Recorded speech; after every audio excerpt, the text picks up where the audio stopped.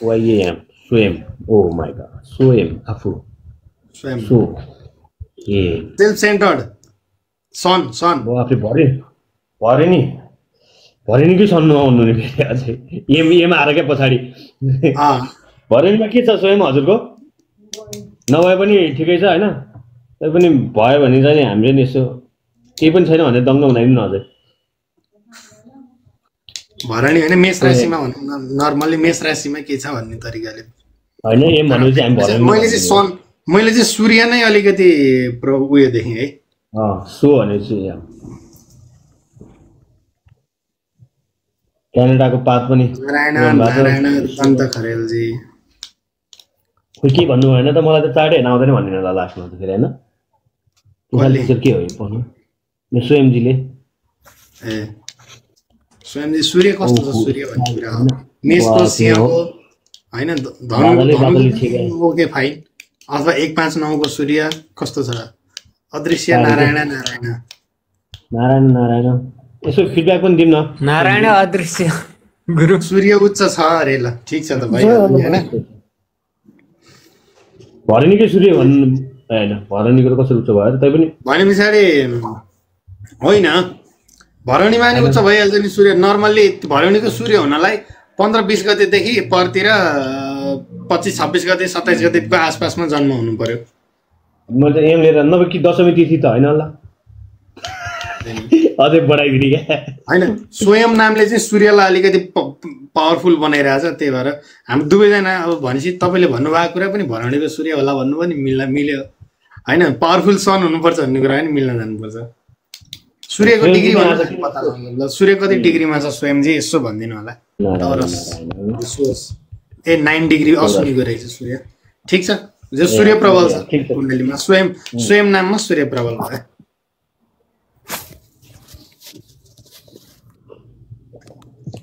ठीक छ welcome everybody हामी पनि ट्याप भन्दै अझै हैन आउनुस् ट्याप प्रणाम अलिअलि चाहिँ के लाग्न थाल्यो भन्दाखेरि हैन यो हुन्छ नि एक प्रकारले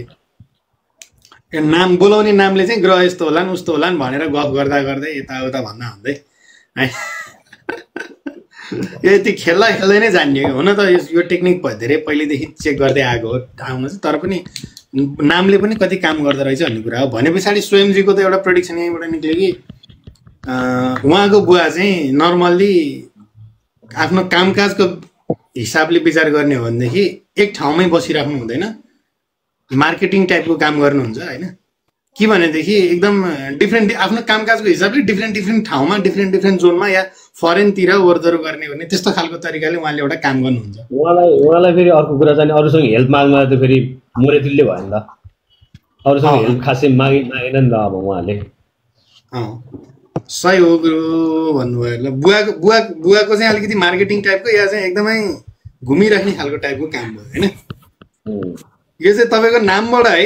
युआर राइट अरे धन्यवाद यो तपाईको नामबाट ल अरु केहीबाट है अब यहाँ यो हाम्रो जापानिज ल्याङ्ग्वेज कोरियनको झन्डा यो कोरियन ल्याङ्ग्वेज लिएर आउनु भएको छ नि अब हामीले हेर्दा त उहाँको मर्क्युरी अलिकति छ भन्नु पर्यो हैन अब उहाँले त्यो नलेज भएरै कोरियन भाषै आएर लेखायो हैन देशका पोलिटिक्सले त्यसमा कस्तो रोल खेल्छ अब केलाई जस्तै अब हामीले हेर्दाखेरि चाहिँ मर्क्युरी अलिकति डेभलप भन्ने मर्क्युरी स्पेशल टेस्टमा छ भन्ने हैन तर उहाँलाई त कोरियन ल्याङ्ग्वेज आरै राखेको थियो हैन अब त्यसमा कसरी गर्ने भन्ने खाले कुरामा चाहिँ अब त्यही भएर उहाँको मर्क्युरी कहाँ छ भनेर सोधेको क्या मैले मर्क्युरी राहु होला नि त कि 11 को मर्क्युरी उमेश गुरु कुन जान्नु र मर्क्युरी 11th हाउसमा हो भन्नु भएको छ है त्यो हाम्रो कोरियन वालाजीले मर्क्युरी 11th भन्नु भएको छ मैले अघि किराउ मर्क्युरी कि मर्क्युरी 11th भनेको थिएँ उहाँको त नामले नै त्यस्तो दिइराख नि त त्यही भएर त्यही त तर भने त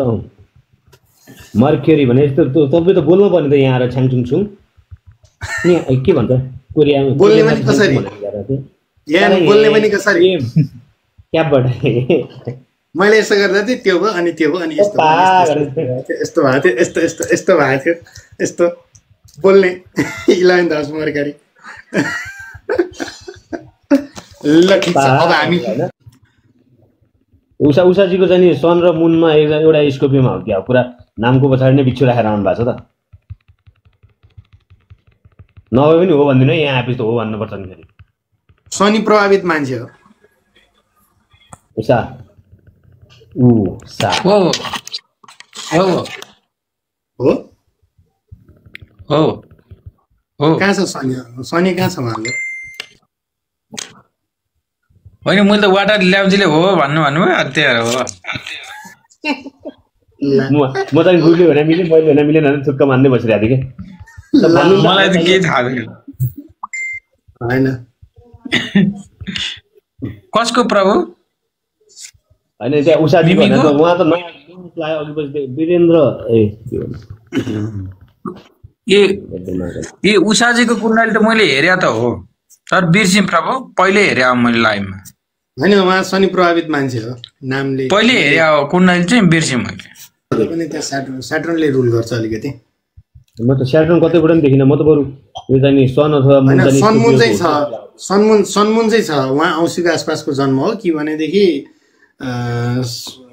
पूर्णिमाको छेउछाउको जन्म हो कि अब के भनेदेखि कर्कटको सूर्य कि सिंहको चन्द्रमा भएको मान्छे हो होइन त्यो मध्ये एउटा त केही न केही कनेक्सन त आउनु पर्यो नामले त्यति हुँदा हुँदै पनि उहाँ स्याटर्न हजुर पूर्णिमाको जन्म हो उहाँको उषाजीको हजुर त्यही त उहाँको उषाजीको होइन मतलब यो तरिकाले जान्छ म नामले नै दिइरहेछ त्यो इनर्जी तर पनि त्यति हुँदा हुँदै पनि म स्याटर्न प्रभावित मान्छे हो भन्छु क्या माघ 11 गते भने पछाडि ऊ माघको मतलब सूर्य र शनिको राशि आयो नि त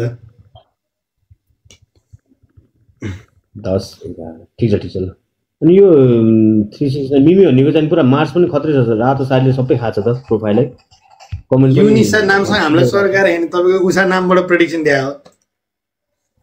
है अहिले यहाँ आकोबाट दिनु भएको गुरुले हैन के भयो दिनेश कता जानु हरान हो त नेट प्रब्लम भयो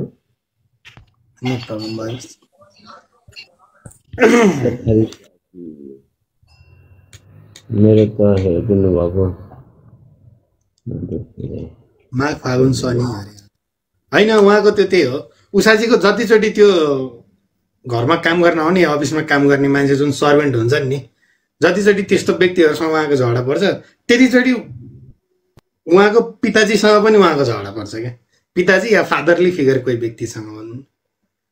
हैन बुवा त अब उहाँको एज पनि हेर्नुपर्छ त्यो एजको हिसाबले विचार गर्दा बुवा त हुनुहुन्न होला जस्तो लाग्छ सरी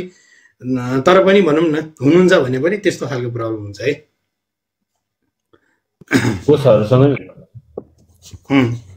बसहरूसँग झगडा पर्न सक्यो है